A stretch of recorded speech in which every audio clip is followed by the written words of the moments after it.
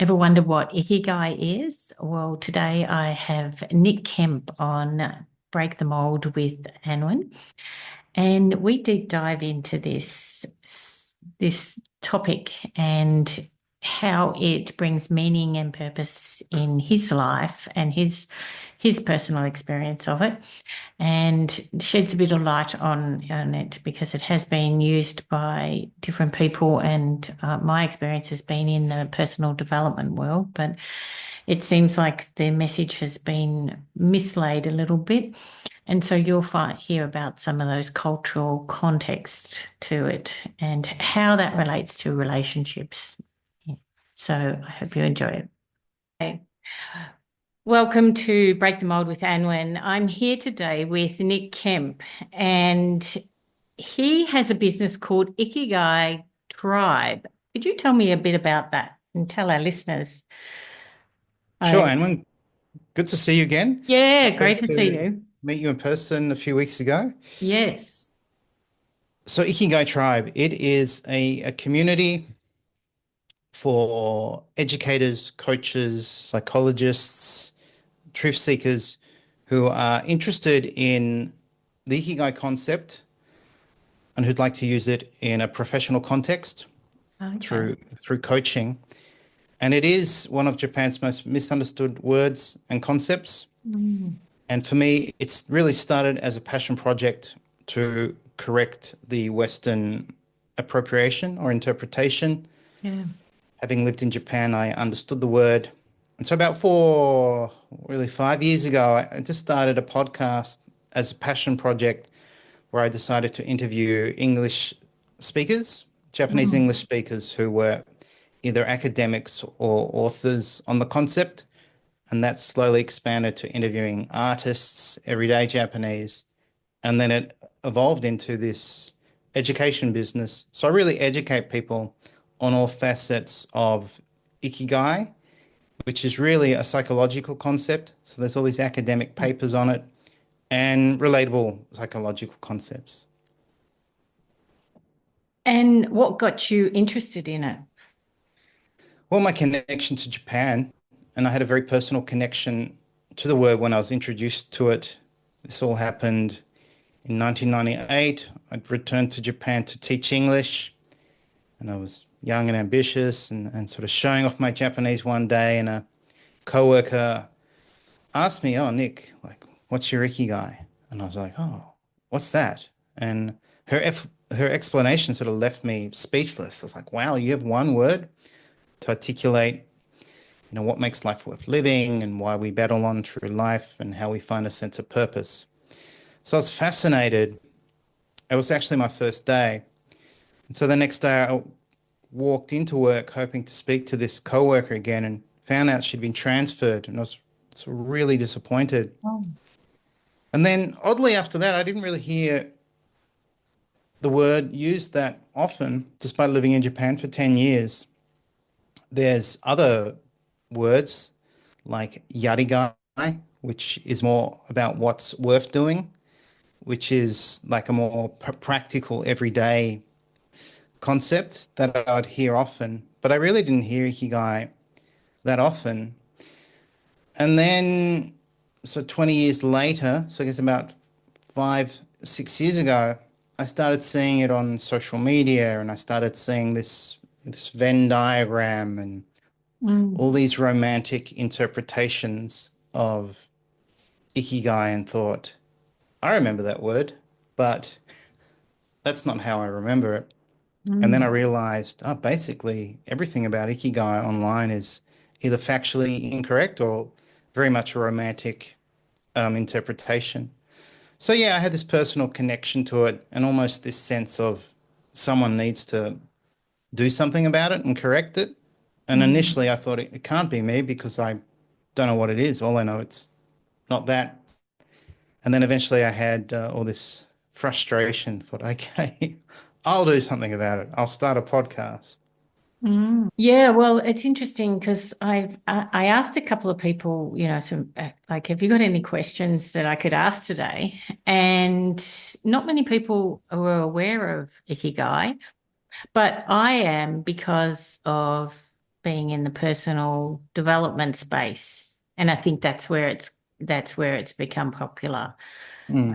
Like that's the only way I've heard about it. And so, I mean, it kind of makes sense, isn't it, that it's about meaning and purpose. But it's deeper than that. So, do you do a practice? Is it It's how not, do, how does it come to life?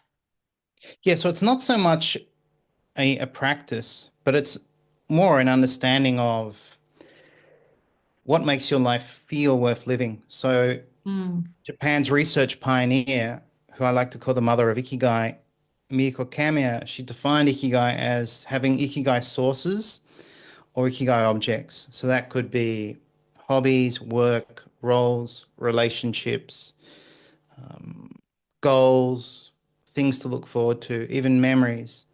And then you have Ikigai Kan, which is the associated feelings or emotions or states for those objects. So if you have something to look forward to, like an event, so the event we attended, obviously I mm, was really looking forward to that prior to going. So this sense of excitement and, oh, what am I going to learn? And going mm, to improve my communication skills. And then the event itself and meeting yourself and other people. And it was quite a yeah, fun event, very engaging. yes. So it was enjoyable. Mm, And then even now there's a memory of the event and connecting with people. So that would be the actual event would be an object now, and now mm, it's in the context of memory, but it was meaningful. I've developed connections, with you and others through that mm. event.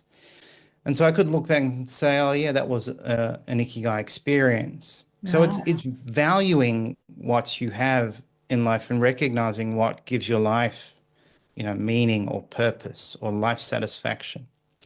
And I guess the key is to try to be aware and present to what makes your life worth living and making the Mm, most of it. yeah. And so what do you love most about it, about Ikigai in your life?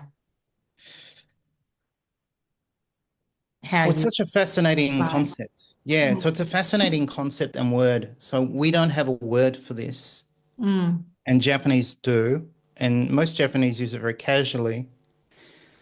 But if you asked a friend, hey, what makes your life worth living, or what's your purpose in life, it's kind of a strange question, yeah?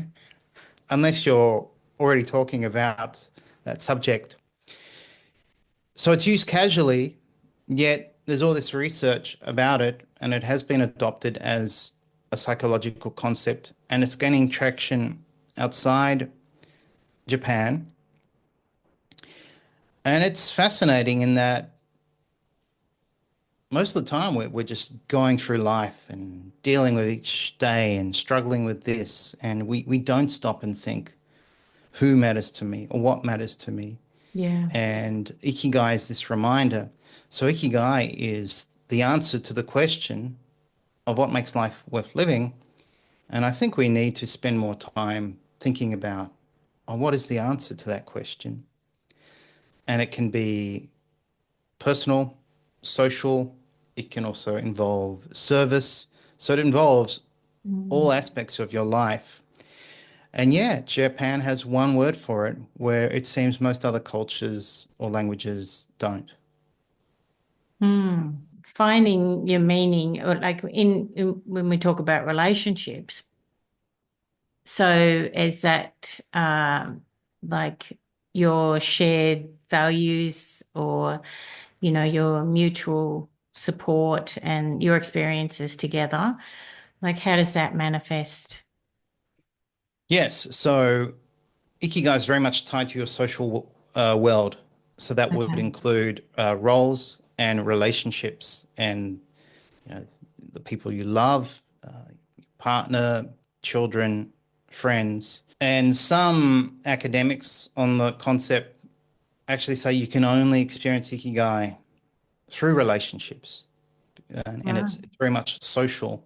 And it's to some degree, you can experience a sense of purpose of obviously life meaning through the pursuit of hobbies or your work.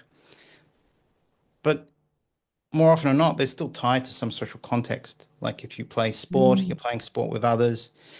Even if you paint or draw, or obviously the desire is to share that with others. So there is some social impact. And the shared experience is often, more enjoyable or more meaningful rather than just when you're on your own.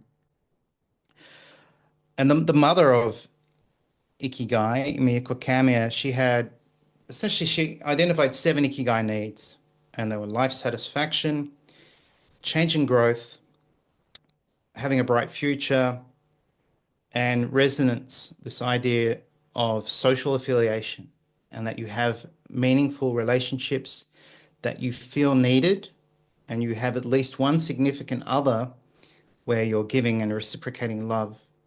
Then there's freedom, meaning and value, self-actualization. And she also talked a lot on sense of purpose. But I believe, and for me personally, my Ikigai is very much social, and it involves connecting with others and, sharing some form of intimacy, whether that's emotional, intellectual, spiritual, physical. And that's how you deeply connect with people. And that connection makes you feel that life is worth living. Yeah. So does your environment change this? Or do you change it for your environment? Yeah, so these are interesting questions because, I mean, since it is video, most people understand Ikigai like this sweet spot of doing something you love, you're good at, that the world needs, and that you can be paid for. And this is a very Western approach on trying to define The things. commercialization of it. Yeah. Mm. And so in Japan, things are rarely defined. They're often vague, and it's often learning through life experience. And Japanese always believe there's always something to learn. So you can't really understand something fully, or you can't even the most incredible artists or craftspeople in Japan, you try and compliment them, and they'll say, "Oh no, like I've still got a lot to learn." So yeah, trying to define Ikigai is quite hard because it involves all these aspects of your life. So to go back to your question, you cultivate your Ikigai through relationships, through activities. I guess your environment, that would be a sub-theory called uh, ibasho. So ibasho is two words, iru, to exist, and basho meaning place. And an ibasho is a place where you can be yourself, you can be authentic, you feel empowered, you have healthy relationships. And then that would be a source of ikigai. So to some degree, yes, your environment matters in the context of ikigai. Is it a place where you can be yourself, where you can be plain and free? And yeah, depending on your life, hopefully you have those places, or maybe you don't. Maybe a lot of people go to work and it's a place of discomfort, stress, and they come home and their home is a place of comfort or maybe ibashol. But Ikigai is proactive. You need to do something to generate the experience, to then generate the life affirming of feelings. Mm. And it can be anything, like it can be a conversation, it can be a hobby you pursue, it can be a place, it can be even a life defining goal. Japanese are really good at finding it in the small. So the appreciation of, tea or coffee, or, Mm. reading a book, or even just a simple conversation. Whereas in the West, we have this tendency to chase big and grand things, and we try and turn it into something highly ambitious. Well, So I just that's, thought when you said that about the mm, tea, drinking tea, like the Japanese have tea ceremonies. So they've taken something which you could say is a simple pleasure into a grand ceremony. Yeah, and so that's again a Western interpretation. So if you speak Oh, to most tea masters or people who practice tea, it's not a ceremony, it's not okay. ceremonial, it's more like non-verbal communication where you are fully present and enjoying tea, and someone is dedicating themselves to serving you Mm, tea, and it's such a refined practice that they're really giving all their care to giving you just the experience of enjoying tea, and there's no distraction, but there are all these social cues, and it's obviously it's formalized because it is this idea of let's intentionally have tea, and there's this history to it, and it's something even the samurai practiced. But if you go into a tea room, there's no decorations other than a scroll and maybe a very small flower. Other than that, everything else is organic in terms of most things are made from clay or bamboo, and you're not having this sort of aimless conversation. It's all very intentional. And then you finally enjoy the tea, and you even the idea is to even drink it in three sips oh, with a slurp at the end to show appreciation. And there is this structure to it, but it makes you present to the experience. mm. Now, obviously, most Japanese don't do this. It's something. It's like more like a hobby now. But when Japanese enjoy tea just on a daily basis, they seem to have this ability to, they'll drink their tea in the kitchen, on the veranda, or sitting down. They won't try and drink it with, while working. They've set They'll aside time for it. yeah, to Mm, appreciate it and yeah. fully embrace it, fully enjoy it. Mm. And it sounds like also like I've done in the past, a letter of appreciation to somebody and to like, you know, pour out those qualities that you admire about the person. And usually they're the qualities that are in ourselves that we admire. And that's a form of service, like you were Mm. saying, that you're taking time out to appreciate that person for their contribution to your life and the experiences and the memories, those really lovely memories that you've had together. Yes. So this is where intention comes in. What's the Okay. intent behind what you do?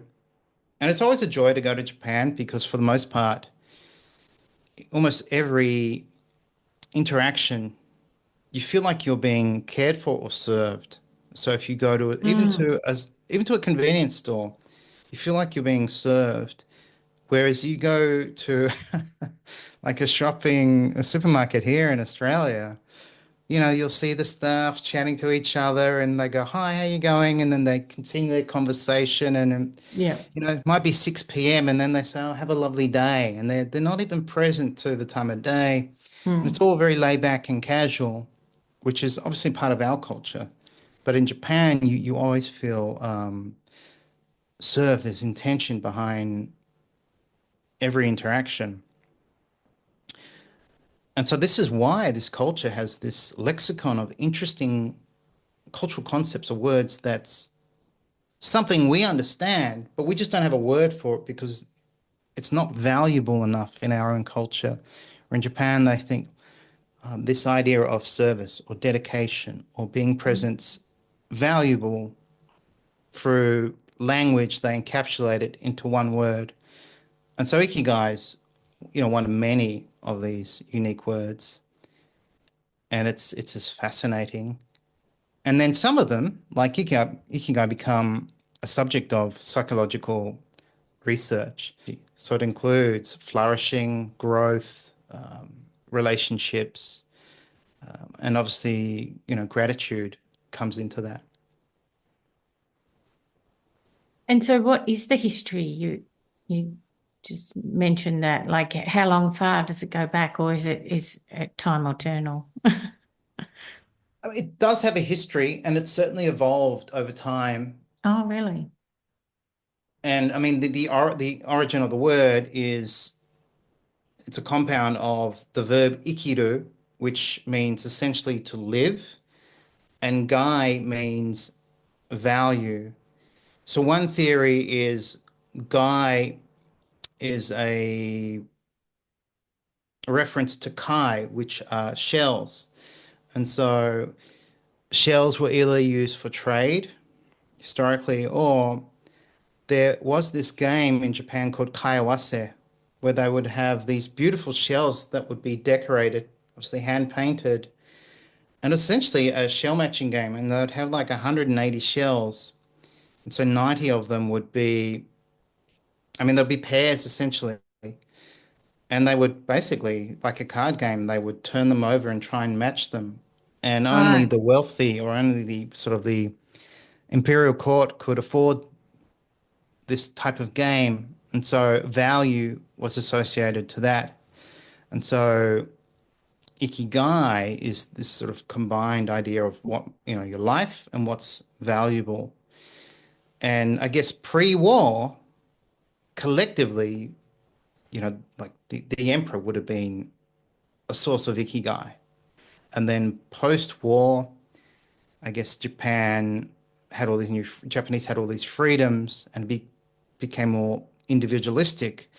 And there is literature saying once Japan started becoming wealthy and this idea of struggle like didn't exist, where for the most part people were just working and surviving, once they had affluence, Ikigai started to become a thing because it's like, well, I have all my basic needs met. What am I living for now? Like, what's meaningful? What gives me a sense of purpose? What gives me a sense of life satisfaction? So it's this irony that once we have abundance, we seem to struggle to find meaning. But when we have a struggle or we're drawn together to survive or overcome, you know, disaster, that's what we focus on, and we're not concerned about our personal mission in life or we're dealing with existential concern rather than personal issues. So yeah, it has all these different perspectives or histories, which again makes it really fascinating. Yeah. Mm. How do you think it's changed your life? Oh, it's radically changed my life. I mean, through studying it, I've got this new social world. I've got all these new friends in Japan. I never thought I'd be mingling with academics in Japan, of all places. Mm. I've built this community. It's really reconnected me with Japan because I did live there for 10 years and then we came back in 2008 really to educate my son in a multiculture. Yeah. And I'm, I sort of travel the world on Zoom and I'm sharing all this knowledge. So this morning I was sharing this knowledge with a Canadian who lives in Costa Rica. Last night I was doing a cohort with someone from Mumbai and someone from Hong Kong. Oh, wow. Another cohort, a Japanese lady who grew up in England, but she lives in Germany, and an English lady who's actually living in Japan. So yeah, it's really changed my life, and it's given me this role of educating. So it's also this very meaningful role that I think I was always looking for, but couldn't find or couldn't create until, 4 or 5 years ago. And, I'm very aware that I'm, you know, What, why, uh, why 4 or 5 years ago? that's when I really dived into it and started to Oh, research okay. it. Yeah. Mm. And, at the same time, I'm aware I'm a white Australian teaching this concept, Mm. but Japan's very important to me. So my goal was to sort of say, hang on, this Venn diagram and all these romantic ideas of it being the secret to longevity and from Okinawa, they're wrong. We should really consider the Japanese perspective. And so it just started as a passion project, and it's changed my life personally and professionally. Mm.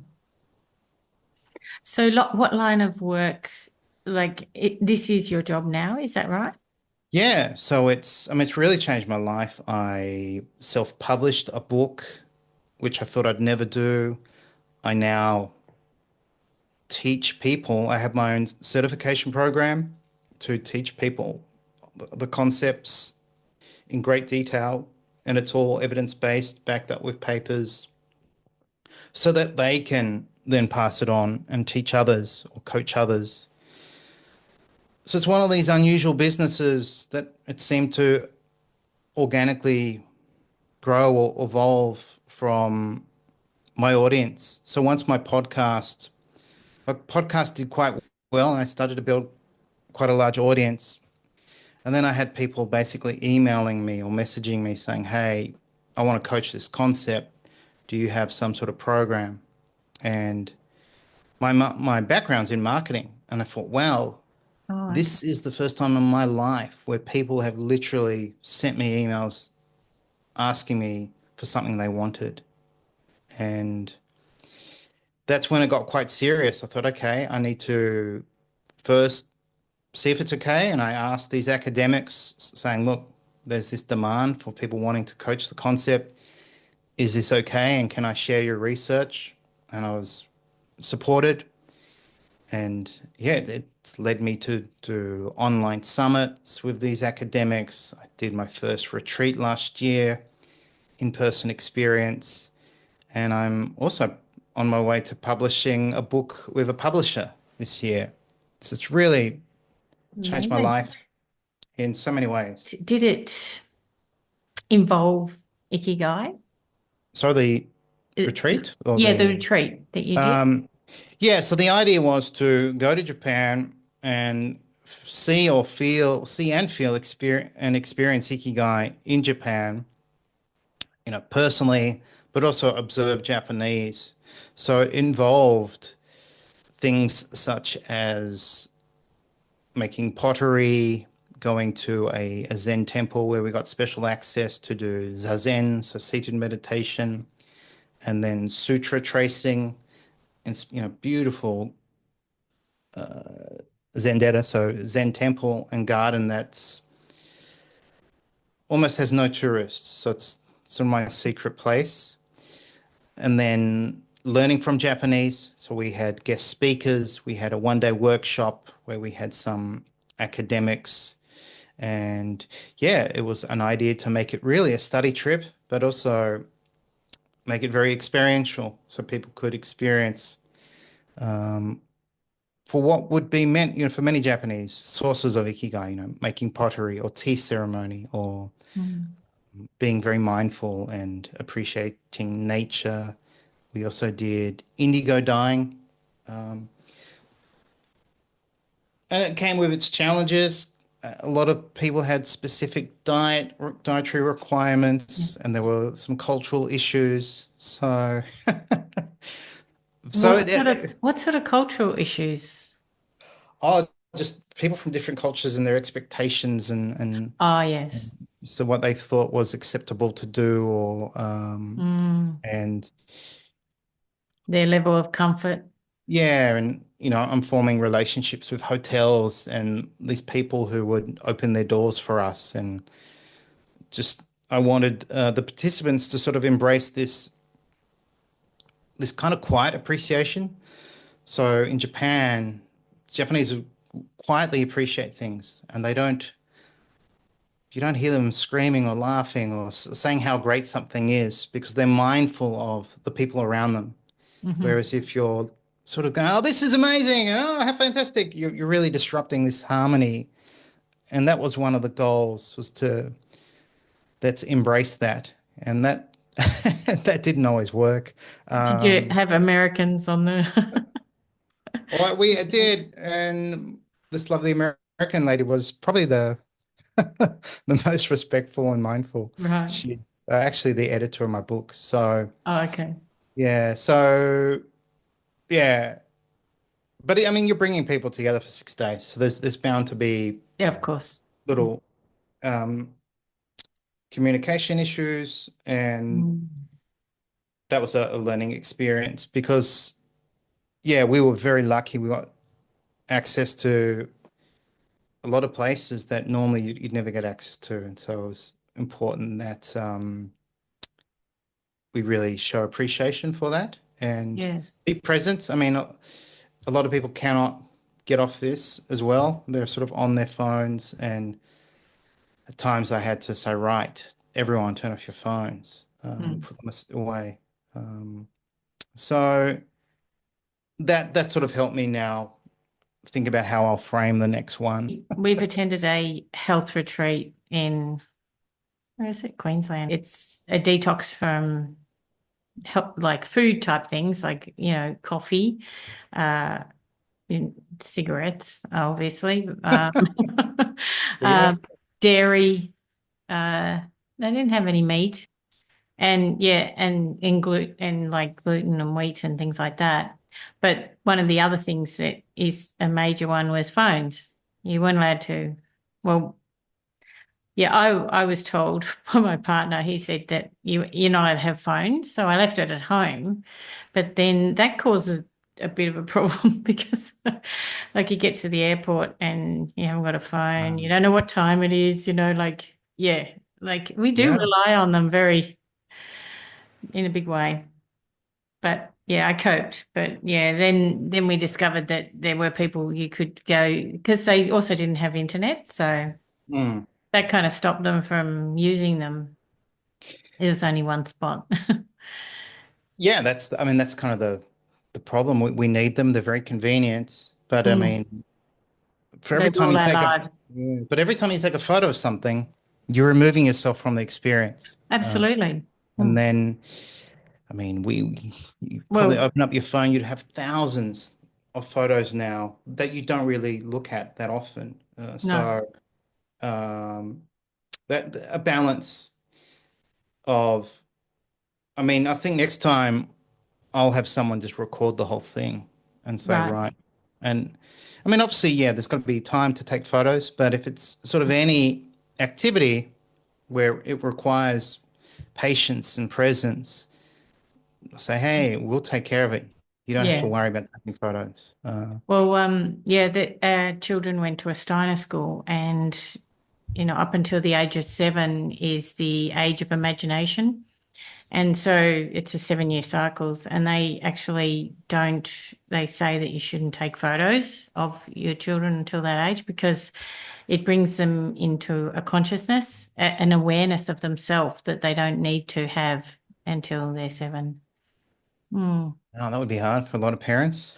I know. And That's no when they technology, no television, no. that's when that's when they're their cutest. That was my boy I know. many years ago. So take photos when they're not looking. But Well, yeah. yeah, that's right.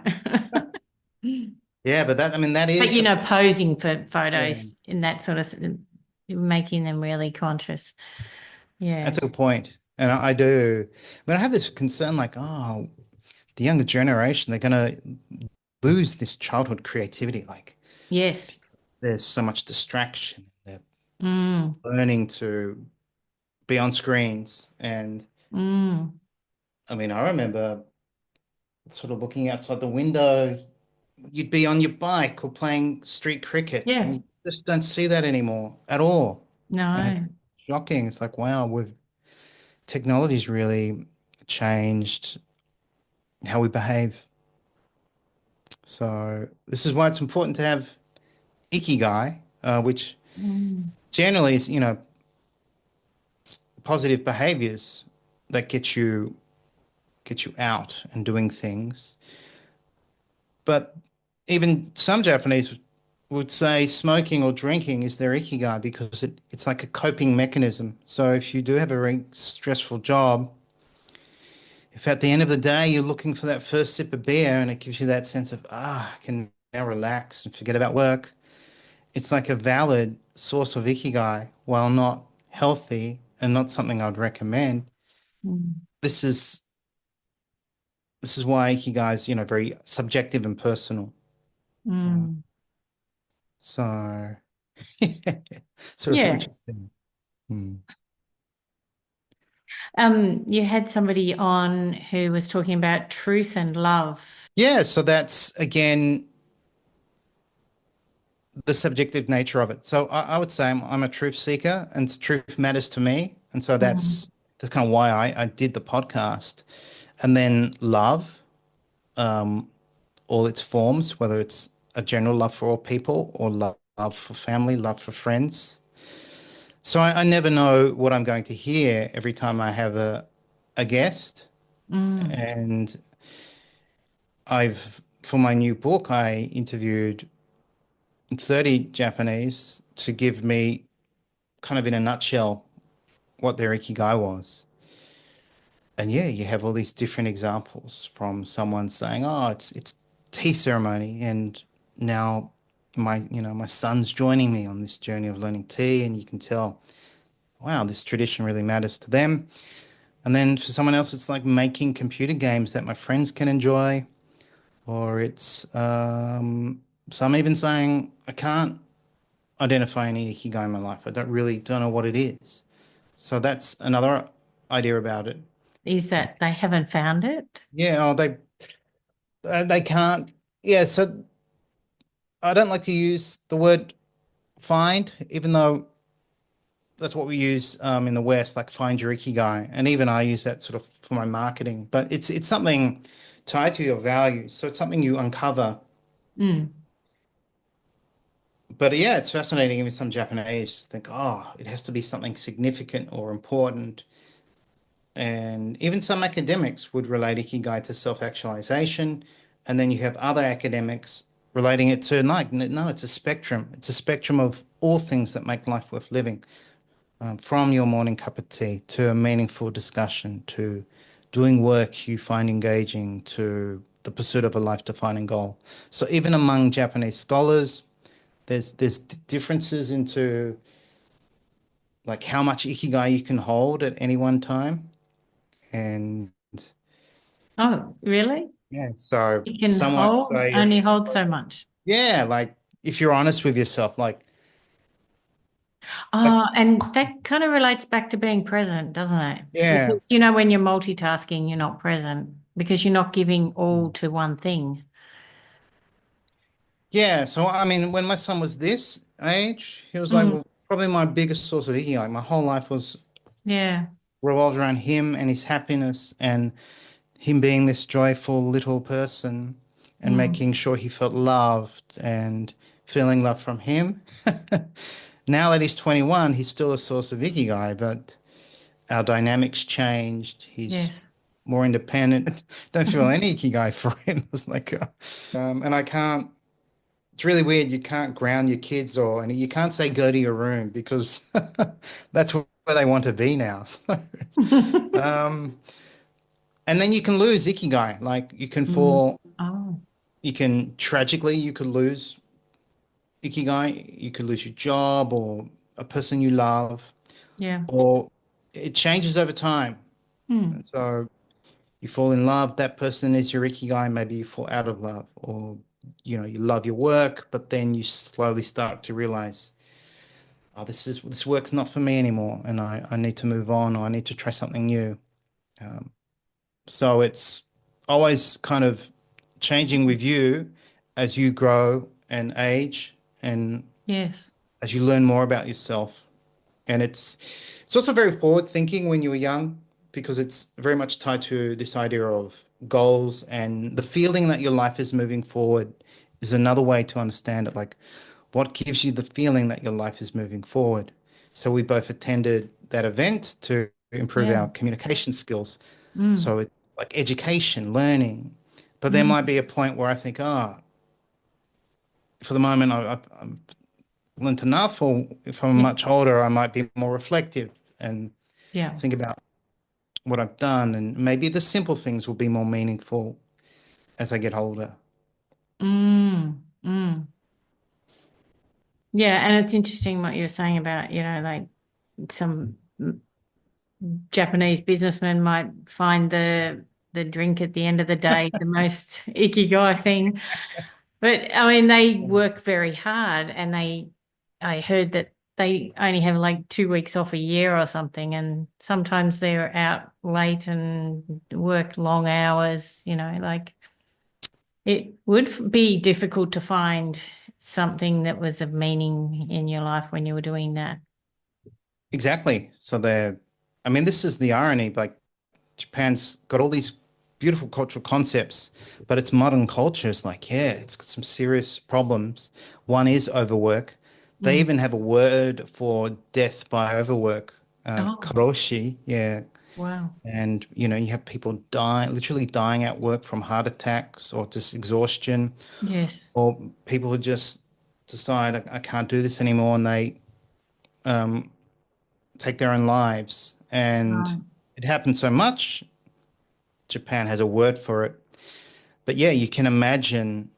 I often use this example. Like, imagine it's a Friday night. You have these two exhausted salarymen stumble into a bar. Mm. They order their beers. Their beers quickly arrive. They get their beers. They say "otsukare-sama," like an expression meaning "thanks for your help today," and it's the end of the day. One takes a sip and goes, "This is my ikigai." And Mm. he's kind of joking, but he's not, because that means it's like a social cue now. They can Yes. forget about work, Turn they off. can chat, and they're relaxed. And Mm. yeah, the first sip of beer is great. Mm.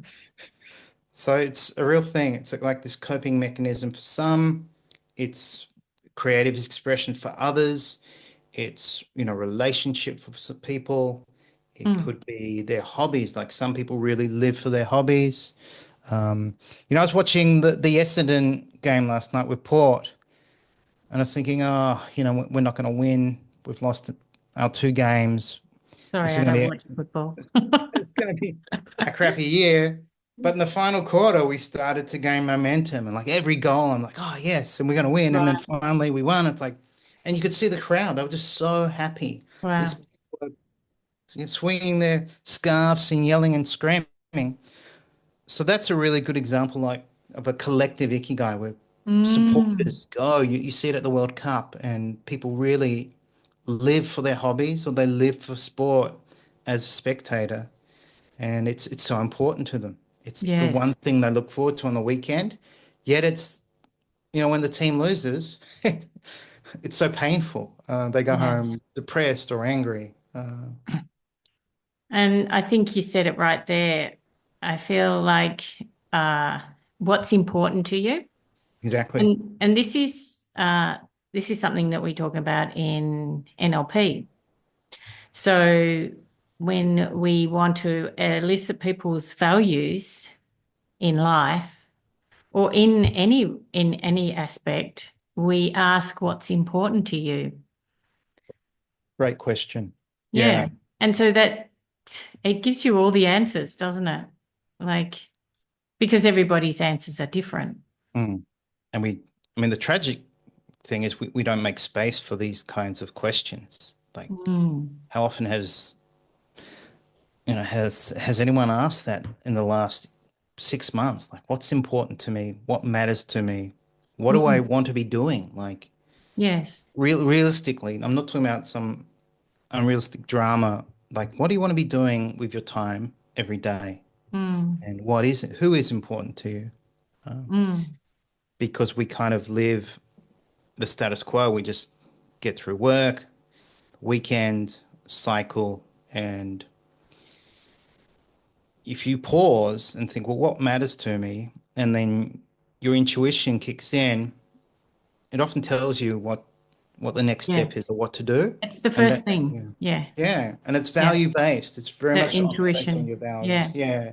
So what would you say is in your relationship, what's important in that? I mean, I've always found it very easy for me to express love. Saying the words, holding, hugging, kissing, just, I guess, generally just being what people would call nice. So I think intimacy or connection really matters. And Mm. Who wants a relationship where there's no connection or intimacy, where Yeah. essentially it's like you're living with a flatmate rather than someone Mm. you love. So that matters to me. And obviously, relationships come with challenge, especially when you're from different cultures. So, Yeah. um, so Aussies kind of very loving people, can show love, and traditionally Japanese aren't. So I think I've always had to be kind of mindful, like, oh, these are my expectations as well. So I think you have to be very careful of your expectations of others and be um, understanding and compassionate. Sorry, would that have also been something that you're attracted to her for, that aspect? It might have been. I might Like have, it's a kind of graciousness, isn't there? yeah. So Um, it might have been, oh, she's this gentle, soft, you know, kind of angel of a person. mm, Um, but then it kind of realized, oh, maybe she's just shy and quiet, and I took a romantic interpretation on that when I was younger. But yeah, look, she has these amazing qualities, and we've been married for 20 years, and it sort of hasn't always been easy. Often we're not speaking the same language, but yeah, I remember one day, I mean, I work at home and she goes to the station, but one day I decided to walk with her to the station. I just held her hand and she got on the train and like, see you tonight. And later she texted me saying, thank mm. you for holding my hand. Oh, So that's a type of intimacy where you're just sort of yeah. holding hands for a 5-minute walk. And so it's those kind of moments that I think matter. And then Mm, you understand why you love each other or why you stay together. And yeah, it's very easy to think in terms of what am I getting out of this relationship or what am I not getting out as mm. it as you grow. So you've got to remind yourself to think, well, what do I love this person and what can I offer? And obviously, I mean, there's so many things, communication, trust, but for me, it's always like, I want to be intimate. I want to be connected and feel it in my heart and my emotions, Yes. which might be unusual for a man. I don't know. So, It's lovely, yeah. yeah. Mm, Hmm. What mm. about you? Yeah, connection's my biggest one, and definitely communication, which kind of go hand in hand, and Hmm. and truth, but truth wasn't always, because yeah, like we was a time when we were disconnected, and maybe it wasn't that I was being dishonest, it was just that I wasn't being entirely truthful about how I felt. Hmm. And yeah. And so then when you have that, then that develops more of the trust when you become more vulnerable. I think Hmm. vulnerability is a really beautiful trait. It's very powerful to be vulnerable. Yes. It's not a, I mean, it's kind of often framed as a weakness, but it takes a lot of courage to be vulnerable, to Yes. be yourself and say, this is what I'm feeling or thinking, or I'm worried Mm, about this, and I guess we avoid it, because it's usually uncomfortable to open up, even to the people you've lived with for yeah. decades. It's insane. Yeah. And that's for me, that's kind of like the part that, like we change.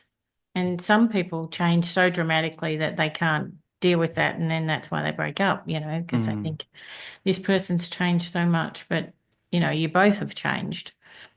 And it's whether you're willing to, put in the work and make sure that, you can sort out those things. yeah, I think one thing I've learned is I mean, you definitely grow as a person, and Yeah. you obviously you individually grow in all Mm. these contexts of, obviously work or education or your own life experience. But I think it's crucial that you can share growth, and um, it can be a problem when one is growing and the other isn't, and um, you start to see the world differently. You might be more optimistic, where the others still matter of fact or pessimistic. Yeah. So somehow growing together is important, and I guess you've got to have some shared vision or goals. Yes. Yeah. And so that takes, yeah, even more communication and sitting down and saying, hey, what do we want to be doing in the next couple of years or 5 years? Or do we want to stay in Australia or should we go back to Japan? Um, Mm. so, and Well, that, you could effectively do that, couldn't you? Because your son's old enough, yeah, I mean, that's another change or something where we're having to consider. Like, he's he said he doesn't want to go to Japan, doesn't he? Okay. which is fine, but he's been a constant in my life. Uh, Mm. so he's still at home. But yeah, he's got to spread his wings and do his own thing. So that's another area. It's like, wow, there could be a chance we're so far away from each other. We've only got Zoom, and if we really need to see each other, it's a plane flight and a few $1,000s. Yeah.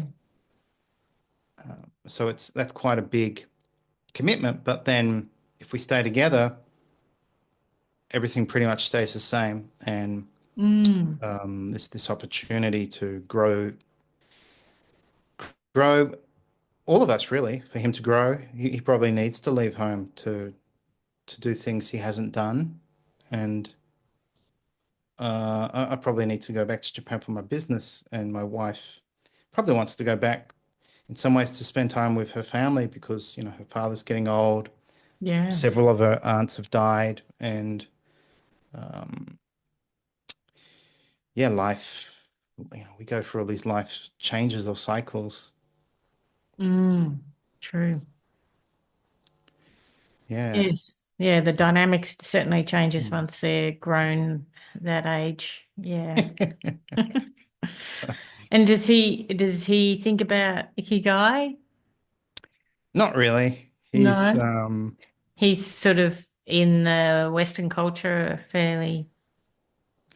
he's just focused on he makes music. He's Oh third yeah. year student. I mean, when I did my first retreat, he was kind of good on you, Dad. You've done, and I think maybe him seeing that I've created this business and I'm doing something I enjoy, and it's kind of it is mine. Like I did create this with a lot of hard work and effort. Maybe he sees that, and hopefully that's something um, that impacts him and makes him Yeah. realize, oh, you can do your own thing, which he's started to do Mm. because he's making music, and he's working with some other people making a game, and he's making all the music for the game, and they've received funding. So Oh wow. That's um, amazing. yeah, so he's on his way. So Mm. yeah, I don't know. That's something we're going to Yeah, have I to talk think about. we have a Mm. subtle effect on them, even if they don't admit it straight Yeah, away. That yeah. later on, you notice things like I notice things about my two, who are 30 and 28. So yeah, Yeah, it's funny because you see yourself in them sometimes and think, oh yeah, I used to yeah, be that that arrogant and judgmental, and now I see it. Oh, it's such a unappealing quality. So, but that's yeah. part of Well, they growing have to up. go Yeah, through that, don't they? yeah. They have to experience everything on their own. Like you can't mollycoddle them and protect No, them from the world. They've got to make their mistakes. absolutely. Absolutely. Mm. I do improv, which Oh, I yeah. was recommended by Vinh. And Mm. so, yeah, last night was the last night. And, well, she'll do it another term. And it was so much fun. It's so good to go to. But, one of the things, like when you do it, you actually celebrate the so-called mistakes. Oh, okay. That's a good And way. and so you go fiesta and you dance and anyway, it that she pointed it out, like broke it up, and it's a missed Take. take. Yeah. Yeah, yeah, yeah. I've Yeah. heard And I that never before. heard that Yeah. before. And Yeah, I thought, that's yeah, that's cool. perfect, isn't it? You just missed that take. Yeah, Yeah. that's a good way to frame it and good way to live. Mm. Because we can beat ourselves up too much for Yes. Like, yeah, that's mistakes. right. Mm, Yeah. mm, Like, oh, I should have done it this way, or it could have been better like this, or no, it just was that way. mm. Move on. Like it. Yeah, that was on my list to check out Mm. improv or even stand up. Oh yes, Yeah. yeah, Mm. that'd be interesting. Yeah, they do that here I live in a country town. Okay. Yeah, Well, that in would be social glue, I guess, to yes, do these yeah, things. it Mm, is pretty tight community. mm. Yeah, mm. Nice. Very creative. Mm. There we go. Yeah. Yeah. So any last, and like if somebody was thinking of starting, like if that's what you do, Ikigai, or becoming more conscious of it, where would you say they should focus? Well, they Oh, could. They could. your book. There we go. Grab my All book. right. Yes. Ikigai Yes. can. But I mean, honestly, I would say, I mean, if you can speak to a Japanese, and Yes.